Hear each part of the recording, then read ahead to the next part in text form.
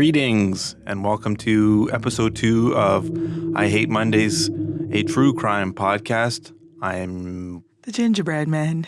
the gingerbread man. I am The muffin man. Sorry. I am one of your hosts, Michael, and I'm joined with Anne-Marie. We would like to remind you that we're not professionals, that we are not police people, no lawyers, any kind of those things. We're just two people doing a little podcast for your enjoyment. and thank you for listening to our previous episode. I hope you enjoyed it. If you haven't listened to it, you can check it out on Spotify, Apple Podcasts, Amazon Music, and the RSS feed, which is all linked in the description somewhere. The episode description. Yes. Also, give us a review on Spotify. I think you can also do it on Apple Podcasts and on Amazon Music. So give us a review. That would really help. And like and share to your friends and family. I will say that at the end also, but I just wanted to say it again. You can follow us on Instagram and Facebook. It's i.hate.mondays.podcast. So as we said, I hope you like the episode I did 2 weeks ago. And I hope you're excited as I am to listen to Michael's episode today, whenever you're listening. This is the most anticipated episode, even though this is episode 2 of our podcast. I've been told many times that people are excited for me to tell a story. I hope you enjoy. Well, thank you for joining us, and let's hear your story. Yes, before I begin, I apologize if I butcher any names. Where this story takes place in the province of Quebec, so therefore a lot of French-speaking names. So if I pronounce it incorrectly, I apologize. I might say it the right way because I will be the police of French tonight as a French speaker. It could happen. But you're the nice kind. Yes, of course. So my sources for this story are the Canadian Encyclopedia, the Montreal Gazette, CBC, and lacan.com. They had an article written. Before I begin talking about Denis Lortie, I have to paint the political picture at the time. So there was a party founded in Quebec called the Parti Québécois that was founded by René Lévesque in 1968. For me, the biggest selling point to this party is separating from Canada and making Quebec its own country. The party first won government in 1976, making René Lévesque the premier of Quebec. The party created Bill 101, making French the official language in Quebec. The bill was created because the rich English-speaking population controlled the economic powers of Quebec. English-speaking people made 2 times more than the French-speaking population. English speakers also had better jobs than the French. And from this win, the Anglophone population left in huge numbers to other parts of Canada and also the States. If I can add my little grain of salt. Parti Québécois have done a lot of things for Quebec. And unlike the rest of Canada, which is always like, maybe not today, but like in the past, it was always like liberal against conservatives, swinging from one to the other. Like when election is the liberals and then the conservatives. Yeah, exactly. But in Quebec, it was Parti Québécois, libéraux, Parti Québécois, libéraux, Parti Québécois, libéraux, you know, like, Right, or whatever. And before that, we had a lot of like conservative parties who were very like hand in hand with the religion. So people had to submit, like a Catholic religion, they had to submit to like a lot of traditional stuff, like having a lot of kids, whatever. The priest would come to your house and make sure you had enough kids. That was in the years where Maurice Duplessis was in power, which was before La Révolution Tranquille, the Quiet Revolution. So like a lot of things changed and Parti Québécois became like one, like we are Quebec, we can do our own thing. We are not like inferior to the English speakers who were the richest people here before. So it was just like an identity thing, like regaining your identity type deal. In 1989, with the PQ in power, the province held its first independence referendum. The Yes campaign, meaning independence, lost with a 40% of the vote, while the No campaign, staying in Canada, got 60% of the vote. They held another referendum in 1995 under the PQ Premier Jacques Parizeau. This time, the Yes campaign lost with 49.42% of the vote, while the No campaign won with 50.58%. So they've lost 2 referendums. But there has not been another independence referendum since then, but there have been only talks over the years of holding another referendum. The current PQ leader, PSPP, I don't know his name, Paul Saint-Pierre Plamondon. has stated that if the PQ are elected in the next provincial election, which is in 2006. Whoa, what happened to the tape? What I meant to say is 2026 and not 2006. He will have another referendum before the end of the decade. Okay, dude. Good luck. Now, for our Francophone listeners, Michael do not hate us, just so you know. He just comes from another point of view because he comes from Ontario. So don't take it the wrong way. I'm a good person. Yes, he is. I treat everyone equal. Okay, so now Denis Lortie was born somewhere in Quebec on March 10th, 1959. He was the youngest of 8 children. We don't know where he was born exactly. Not from what I can find anywhere. Okay. They just said he was born somewhere. Okay. Wikipedia says Quebec City. A lot of other places just say somewhere in Quebec. Not that important. His father physically and sexually abused Denis and his siblings. I'm sorry, what? Hold on, there's more to it. According to Lise Levesque, his wife, Denis' father would sometimes, quote unquote, beat his children unconscious. Denis' father also beat his wife, and he also fathered a child with one of the daughters. Whoa, hold that. You're saying that the father got one of his daughters pregnant? Yes. So one of Denis' sisters? Yes. Oh, that is bad. That is bad. I Oh my God. didn't go further into it because I think that's enough. Like, I mean, that's really bad. it is bad. It's pretty horrible. I don't know how you can.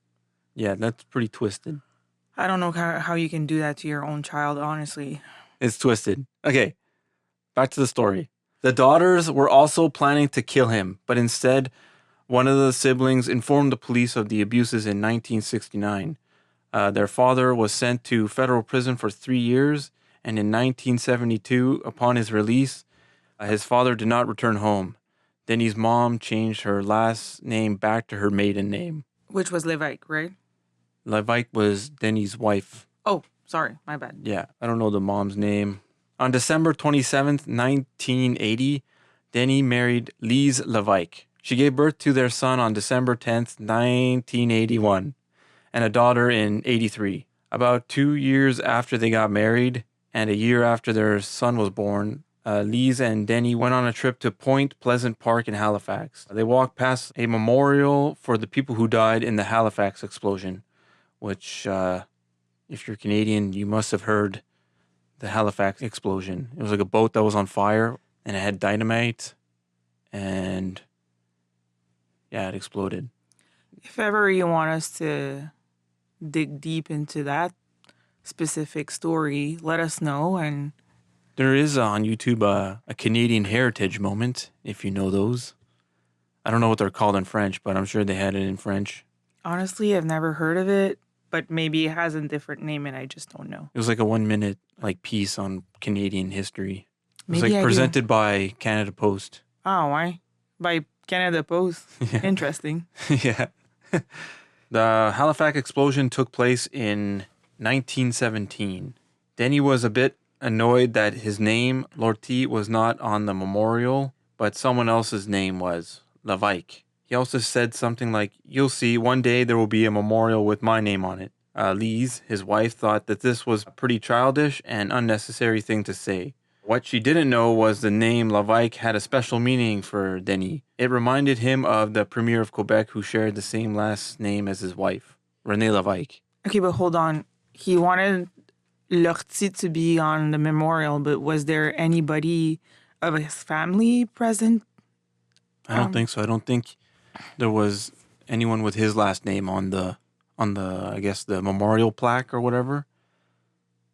Okay. So I think someone in the Levique ginormous tree, there was probably someone there. Okay, so it was just like some random Levark. It was not like Yeah, it wasn't anyone from René Levark's yeah. family. It was just the name. Holy moly, okay. Yeah. And his name was not there. Yeah, and his last name was not on there. Okay, we already see that like there's something a little off. Then he wanted to make a name for himself, and he would mention it to his wife's friends and family.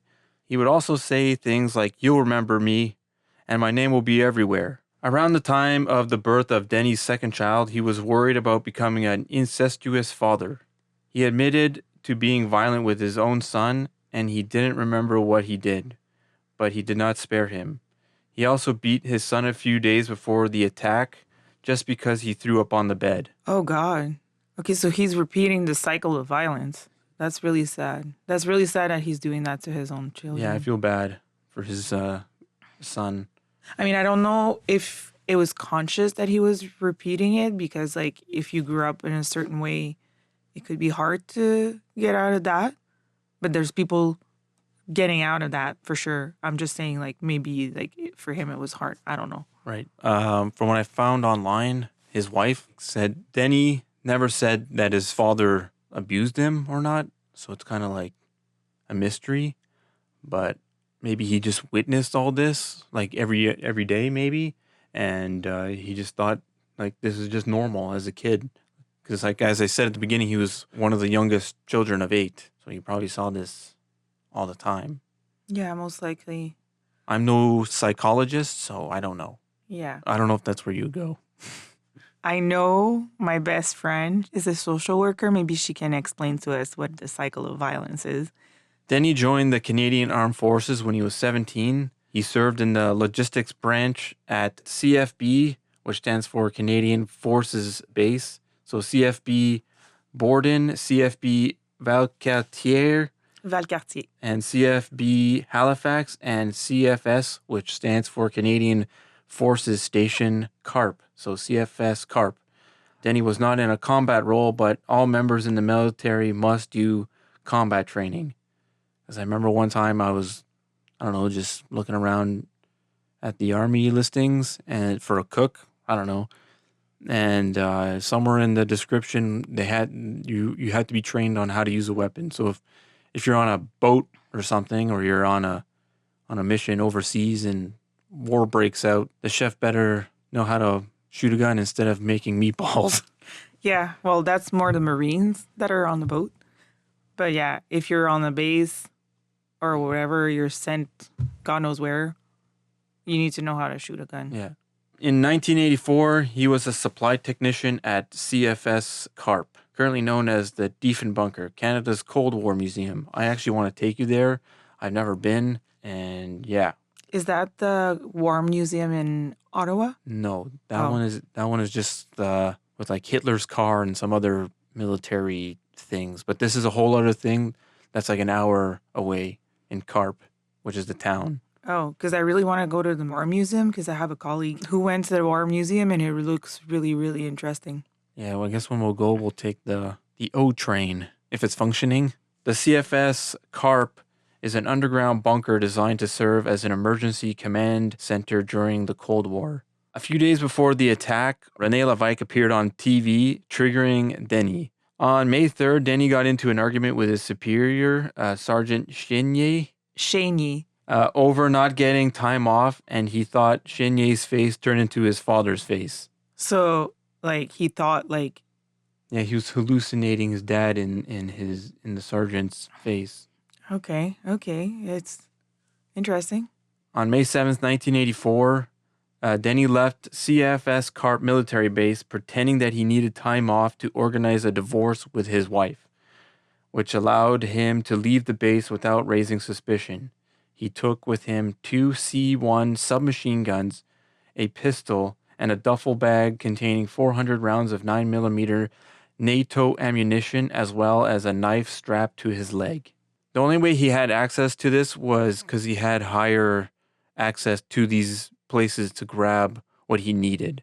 That's how he was able to grab all this stuff without anyone noticing. Denny had a 45-minute tape recorded message for the Quebec City radio station CJRP, which I have no idea what that stands for because a lot of radio stations in Canada have those funky letters. He told staff to give the tape to the host Andre Arthur and to air his recording at 10 a.m. The envelope with the tape had his name, Denis Lortie, written on it. Andre listened to Denis' tape.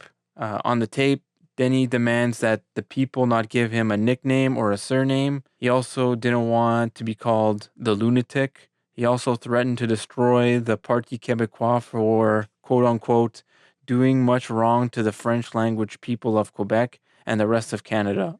And Denis said, I will kill everyone in my path. After hearing that, Andre immediately contacted the police, but it was too late since Denis had already started his attack. During the attack, he didn't want to be known as himself, so he went by the name Mr. D to distance himself from his own identity. Mr. D as in Denis. Yeah. Clever one. Yeah. Then he began his rampage at the Citadel, which sits on the Plains of Abraham. The Citadel is a fortification built by the British from 1820 to 1821 in Quebec City. And apparently it's still active. Well, you can visit it. Yeah, but it's still, I think it's still a military thing. I don't know.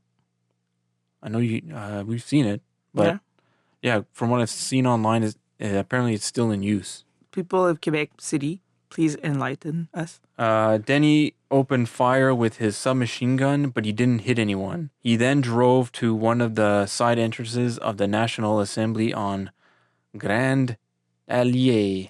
Grande Allée. When he entered the building, he shot and wounded the receptionist and then killed a messenger he met in the hallway. People were caught off guard, including a group of 50 elementary school students who took cover. Wait, hold on. So there was like no security to enter l'Assemblée nationale back then? Apparently not. I have a feeling you were able to just walk in there nonchalant and cause mayhem. Denis then went to the smoking room and shot and wounded a person right before heading to the cafeteria. Okay, so now we have 3 people down. Do you say at what time he started at l'Assemblée nationale? I think he starts at 10. That's okay. During his rampage, he shot 16 people and 12 others were injured. Sadly, 3 people lost their lives. The government employees Georges Boyer, 59, Camille Lapage, 54, and the electoral office Roger Lefrançois, 57. Roger Lefrançois. At the age of 57. Denis had finally made his way into the assembly chamber, which is the room where the politicians scream and shout and argue and bicker and call each other's names. Also pass laws. Yeah. Isn't it the place called Le Salon Bleu? Yes, that's also the name. Okay, meanwhile, outside, there are tons of armed SQ officers. I don't know how to pronounce this, but it's the provincial police. La SQ. Yes, but what is their full name? La Sûreté du Québec. Okay. Yeah, there was a bunch of them, and as well as Quebec City police with helicopters and snipers. Denis' mission was to assassinate Premier René Lévesque and other members of the Parti Québécois. Denis' plan was to enter the assembly chamber during the parliamentary committee meeting, which starts at 10. Instead of wearing a watch, Denis timed his attack by listening to CJRP to figure out when it was time to make his move. But the radio host ended his show 20 minutes earlier. Hold on. This guy relied on this guy on the radio to tell him the time instead of having a watch? Yeah. Basing on the message of his tape recording, that's how he would know to like start and do his thing and to time it properly to go in and attack. Man, I just love the way he thinks. He thinks. It's okay. You go, Lortie. Inside the National Assembly, René Jalbert was told that there was a military guy with guns in the assembly chamber. Denis was sitting in the speaker's chair, which is at the far back of the room. In the middle, there's a ginormous chair that the speaker sits in. The French called him the président. Yeah, and it's just pretty much like a referee I would say a referee. Yeah, you could say he acts as a referee because if someone gets too inflamed. He can apply the rules. Yeah, exactly. He's there to lead the assembly and the decision making and make sure that it doesn't get out of hand. Yeah, and he's there to make sure that people behave well. Yeah, Denny was sitting in the speaker's chair and shooting at random seats when he finally said, "I missed a shot, but your day will come." Followed by removing his denture and tossing it. Okay, what? He then started shooting some more. Rene Jabert comes from around the corner. Denny sits up from the speaker's chair and says, "You, sir, go and hide." How are you? "I'm going crazy. Can you understand that?" Of course I do. "I'm fed up." You know, I'm an army man just like you. "Oh, yeah? Yes. What do you think of that government?" I spent 30 years in the army. "I'm gonna shoot these people, goddammit!" Why were they done? "Goddamn politicians!" 1, 2, 3, 4, 5. I missed. Hey, let's talk about it. What is there to talk about? I want to know why you're making such a mess. I didn't want to. I came to kill. But there's nobody here. Ah, that's because you came too early. What do you mean too early? It doesn't start before 2. But they told me 10 o'clock. Ah, but that's tomorrow morning. Who told him 10 o'clock? It's not clear who told him. Yeah, because I looked that up and it's not clear. So I don't know where he got his information from. Oh, damn. He was very early. Yeah, by the way, when he entered the assembly chamber, because he assumed that the politicians would be sitting and discussing or whatever. So that was his time to kill them. But as I just said, there's no one there because they didn't start at 10 o'clock. They start at 2. In an interview with the CBC, Jalbert said that Denny was nervous and if he kept on shooting, they couldn't talk. Jalbert was there to see if he could do anything for him. Denny and Jalbert talked for a while. During that time, people were trying to enter the assembly chamber, but they both asked people to leave nicely. So at that point, Denny was like, "I'm not shooting anymore," because he just wanted to shoot. I think, he got, because they had something relatable, because they were both in the army. So I think at that point, his mentality was starting to just, I guess, go back to normal. But he was still, like, I guess, high alert, you can say. Mm-hmm. Like, he didn't, but I think he was starting to come to the conclusion. Maybe what I'm doing is not right. Yeah. At one point, Denny saw and waved to a sniper. And then Jalbert said to Denny, "I'm tired of them. Take your firearms and come to my office. That way we can get rid of all these people and we can talk." They both gathered their things and they head around back behind the speaker's chair and headed to Jalbert's office downstairs. That Jalbert really has sang-froid. Some balls? Yeah, seriously. When I first saw that video clip, like, I don't know when, maybe in May and April, like, first time I heard about this story, I was just like, wow, this guy has some balls. Yeah, I've seen the footage. Like, I didn't know the whole story. But I've seen the footage, and Jalbert is just, like, stoic. He doesn't move. He's just, like, damn, you're really courageous. Like, no wonder you've been in the army. Mm-hmm. As the two men kept talking, the police came in and cleared out the building, getting anyone who was hurt out to safety. Jalbert convinced Lortie to surrender, and Jalbert got the military police from a nearby base to escort Denny to a police car and took him in custody before 2:30. Now, if you're in the military, I don't think a normal police officer can arrest you. It has to be a military police because you're under the army, and I think they have different laws. I think you're right. When the police were questioning Denny, he still insisted on being called Mr. D. The next day in the National Assembly, Jalbert got a huge round of applause for being a hero. Also, Jalbert was awarded the Cross of Valor by the Canadian government for his bravery. He died of cancer in 1996 at the age of 74. No, that's so sad. I did some quick math earlier. Today he would be 102. Oh, damn. That's sad. Denny initially said he was out to take down the PQ government, but later changed his story. He claimed he snapped because of the abuse he suffered at the hands of his father. and that the PQ government reminded him of his dad. So in 1985, Denis was convicted and received a life sentence for his role in the 1984 attack on the Quebec National Assembly, where he killed 3 people and injured 13 others. In 1986, the Quebec Court of Appeal overturned his initial conviction. This was due to the trial judge excluding expert testimony regarding Denis' mental state, which was a key component in understanding his actions. In 1987, Lortie pleaded guilty to 3 accounts of second-degree murder in 1987. The new plea deal reflected considerations of his mental health and resulted in a revised sentence. And in 1996, he was released on parole 12 years after the attack, showing rehab progress, according to the parole board. In 1986, he was sentenced to go to jail, and he went out in what year?